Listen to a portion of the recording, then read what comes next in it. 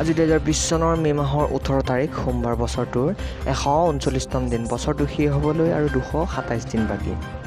অসমীয়া লেখেৰে 1942 শকৰ জেঠৰ 4 দিন জানো আহক আজিৰ দিনটোত সংঘটিত হোৱা কিছুমান ঘটনা যিসমূহ ঘটনা ইতিহাসৰ সোণালী পাতত লিপিবদ্ধ হৈ আছে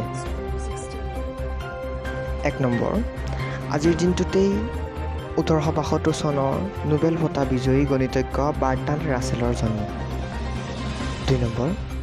1933 চনৰ আজিৰ দিনটোতেই ভাৰতৰ প্ৰাক্তন প্ৰধানমন্ত্ৰী এইচ.ডি. দেৱগৌড়াৰ জন্ম 3 নম্বৰ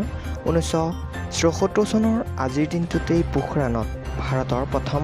ভূগৰ্ভস্থ নিউক্লিয় বিস্ফোৰণ 4 নম্বৰ 2001 চনৰ আজিৰ দিনটোতেই অসমৰ মুখ্যমন্ত্ৰী হিচাপে তৰুণ গগৈৰ কাৰ্যভাৰ গ্ৰহণ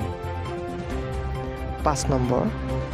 ছাদ্দাম হুছেইন পুনৰ ইৰাকৰ ৰাষ্ট্ৰপতি হয় 2001 চনৰ আজিৰ দিনটোতেই 6 নম্বৰ 2004 চনৰ আজিৰ দিনটোতেই নাট্য সম্ৰাট অভিনেতা গিৰীশ চৌধুৰীৰ মৃত্যু 7 নম্বৰ 2009 চনৰ আজিৰ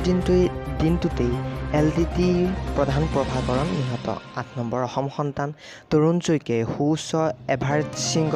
আৰোহণ কৰিছিল 2013 চনৰ আজিৰ দিনটোতেই 9 নম্বৰ 2017 চনৰ অভিশপ্ত আজিৰ দিনটোতেই বিশিষ্ট অভিনেত্ৰী ৰীমা লাগুৰ হৃদৰোগত আক্ৰান্ত হৈ মৃত্যু 10 নম্বৰ 2017 চনৰ আজিৰ দিনটোতেই মহিলা হিচাপে অসমৰ জীয়াৰী আৰু অৰুণাচল প্ৰদেশৰ বোৱাৰী আঞ্জ জামছেইপাই পঞ্চমবাৰলৈ এভাৰেষ্ট জয় কৰি বিশ্ব অভিলেখ গঢ়িবলৈ সক্ষম হৈছিল আজিৰ ভিডিঅ'টো ইমানেই ধন্যবাদ